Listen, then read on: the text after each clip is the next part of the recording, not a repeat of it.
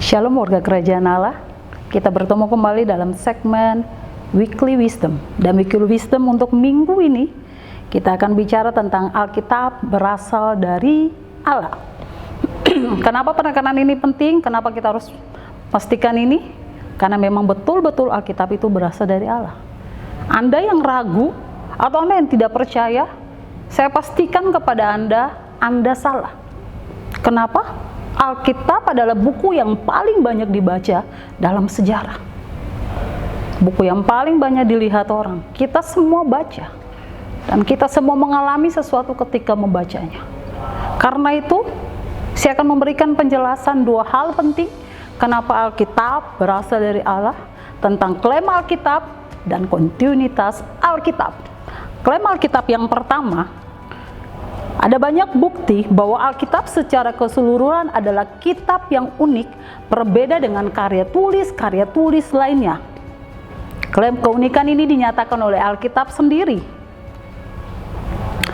Ada sebanyak 3.800 kali Alkitab menyatakan Allah berfirman atau demikianlah firman Allah. Ada 3 contoh yang akan saya berikan, yaitu dalam Keluaran pasal 14 ayat pertama, berfirmanlah Tuhan kepada Musa.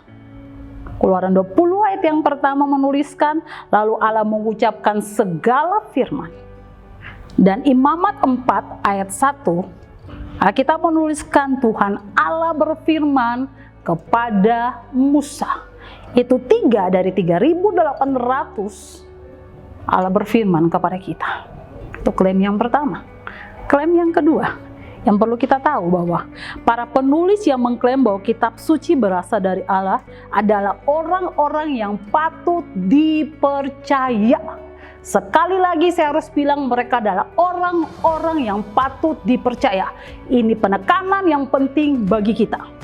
Mereka telah mempertahankan integritas kitab suci dengan pengorbanan yang besar. Jadi pengorbanan yang mereka bikin untuk mempertahankan ini. Yeremia, dalam Yeremia pasal yang ke-26 ayat 10 sampai 11, di situ kita lihat Yeremia mau dibunuh. Ketika dia ada di tengah-tengah mereka, dia menyampaikan apa yang harus dia sampaikan. Dia mau dibunuh. Dibunuh oleh orang-orang yang ada di situ. Jadi 2 hal yang dialami Yeremia. Yang pertama, dia ditolak oleh keluarga. Yang kedua, Yeremia mau dibunuh. Kalau kita baca selanjutnya dari ayat-ayat 12 dan selanjutnya, kita akan lihat ini mereka mau mendengar apa yang dia sampaikan. Pengorbanan yang mereka berikan itu luar biasa besar untuk mempertahankan firman itu sendiri. Oke, itu untuk klaim Alkitab. Yang kedua, kontinuitas Alkitab atau kesinambungannya.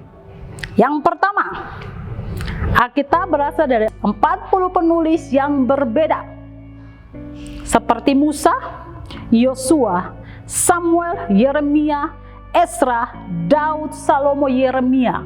Itu untuk PL, beberapa dari PL. Kita lihat beberapa dari PB. Matius, Markus, Lukas, Rasul Yohanes, Paulus, Yakobus, Yudas. Itu nama-nama penulis dari PL dan PB. 40 penulis yang berbeda dalam penulisan kitab, dengan kehidupan mereka masing-masing. Ada dokter, ada rasul. Kita lihat ini. Oke, yang berikutnya, Alkitab ditulis di berbagai lokasi berbeda dan di tengah situasi yang berbeda. Oke, kalau tempat penulisan, kalau kita bisa lihat, ada di dataran Moab, Kanaan, Israel, Yehuda, Yerusalem, padang belantara, Roma, Kaisarea, Efesus, Korintus, Makedonia, dan yang lain-lain. Itu penulisan, berbagai lokasi penulisan dari kitab itu sendiri. Ketiga, Alkitab ditulis di 3 benua, Eropa, Asia, dan Afrika.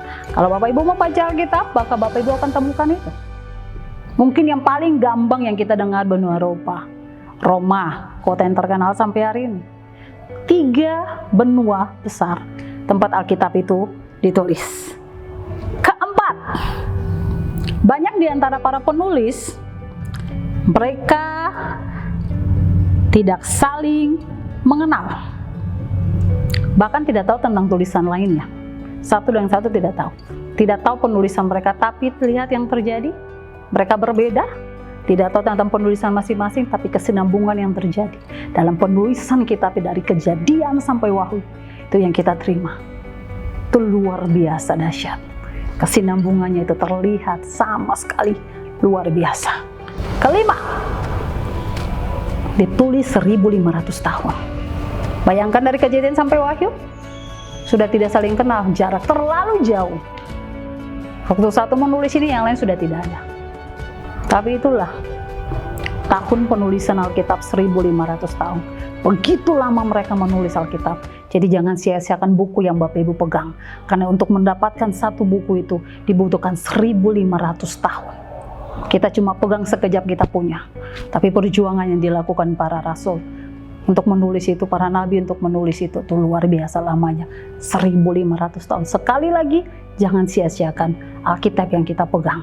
Jangan seenaknya taruh di mana saja. Itu buku penting bagi kehidupan kita. Yang terakhir, Alkitab merupakan kesatuan yang utuh. Tidak ada kontradiksi atau inkonsistensi di antara bagian-bagiannya. Tidak ada kontradiksi. Sekali lagi, tidak ada kontradiksi dalam Alkitab. Jangan ada bilang bahwa itu dongeng, itu sejarah. Tidak ada kontradiksi, inkonsistensi, tidak ada.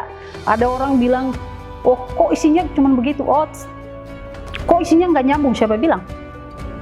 Selalu berjalan, konsisten. Alkitab sangat konsisten. Oke Bapak Ibu, tidak ada kontradiksi sama sekali. Karena itu saya bilang, Alkitab dapat dipercaya. Buku yang kita pegang adalah firman Tuhan, itu dapat dipercaya. Karena itu bagi setiap kita, mari terus baca firman Tuhan, renungkan firman Tuhan, perkatakan firman Tuhan, dan lakukan firman Tuhan itu dalam kehidupan kita setiap hari. Supaya semua orang lihat nama Tuhan dipermuliakan. Biarlah Weekly Wisdom minggu ini jadi berkat buat setiap kita. Tuhan Yesus memberkati. Amin.